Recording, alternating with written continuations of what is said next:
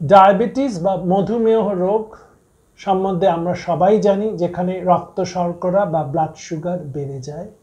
এটি বোধহয় সবচেয়ে কমন এন্ডোক্রিন বা মেটাবলিক ডিজিজ।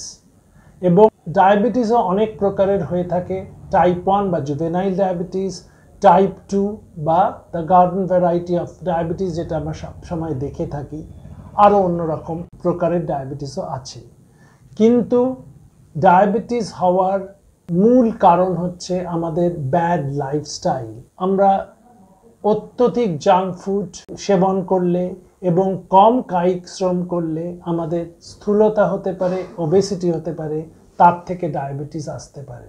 সুতরাং ডায়াবেটিস প্রিভেনশনের মূল মন্ত্র হচ্ছে একটি সঠিক লাইফস্টাইল ফলো করা।